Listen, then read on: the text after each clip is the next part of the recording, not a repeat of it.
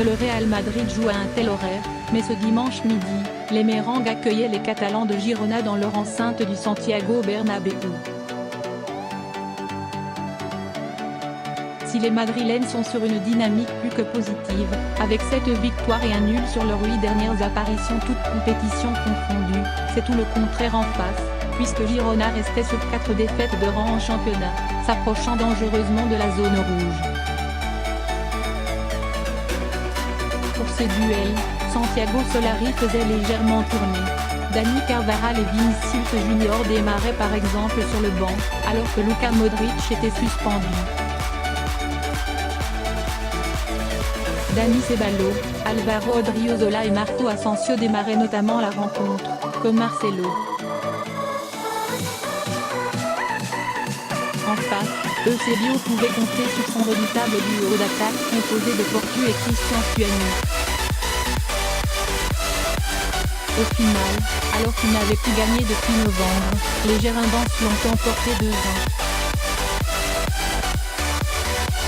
Les Catalans démarraient plutôt bien, avec quelques situations intéressantes dans les derniers mètres madrilènes.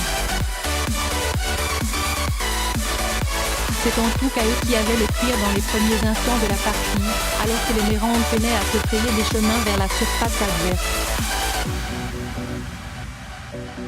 C'est cependant Lucas Vázquez qui signait la première occasion de la partie. Après un grand pont dans la surface de l'international espagnol, Bono sortait une belle parade pour l'empêcher d'ouvrir le score, 17e. Derrière, Stuani répliquait avec une frappe de l'extérieur bien repoussée par Courtois, 19e. Asensio s'offrait lui un long rush dans la défense mais sa frappe était trop molle pour vraiment inquiéter le portier marocain, 21e. C'est finalement Casemiro qui a ouvert le score. Sur un bon centre de crosse, le Brésilien a gagné son duel avec Alcala et Juamp avant de catapulter le cuir au fond, de la tête, 1-0, 25e. Les changements de Ceballos à la pause ont payé point, les locaux avaient pris les dessus, et sur un bon centre d'Odriozola, Benzema était à 2 doigts de reprendre devant les cages, 31e. L'équipe de Santiago Solari était plutôt à l'aise sur la pelouse, s'étant emparée du ballon et n'étant que très peu inquiété par leur adversaire.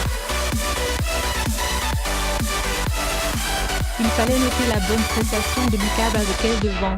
Marcelo expédiait lui une frappe au-dessus de la barre. Alex Granel faisait tout de même trembler le Bernabéu avec ce tir puissant de l'extérieur, qui a frôlé le montant gauche de Courtois, 40e. Sur l'action suivante, Bono sortait une frappe de Benzema, 41e. Les 22 acteurs de la rencontre rentraient donc au vestiaire sur un avantage plutôt logique et mérité pour les Madrilènes. Au retour des vestiaires, Eusebio procédait à 2 changements, et le Choco Lozano et Ale Garcia entraient en jeu pour redynamiser l'attaque catalane. Portu passait à droite. Mais c'est bien Bono qui brillait encore, sur cette tentative de Marcelo, 46e. Karim Benzema, seul au deuxième poteau, manquait le cadre de la tête, 52e. C'est cependant le Real Madrid qui continuait de se procurer les meilleures occasions.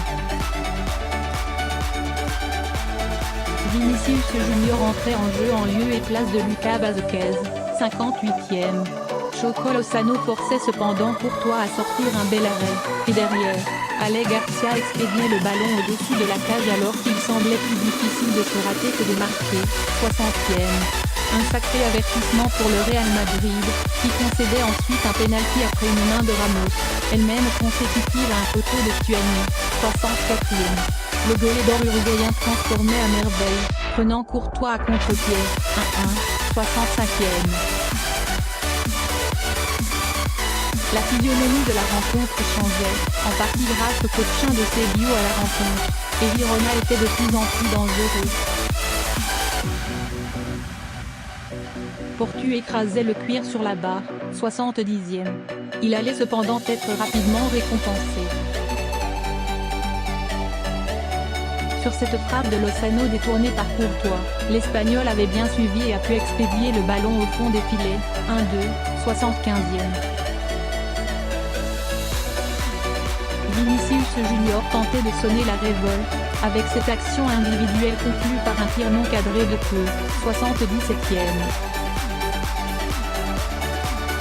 La pépite brésilienne était encore proche d'égaliser. 80e. Lozano gagnait un nouveau duel aérien mais ne trouvait pas le cadre. 84e.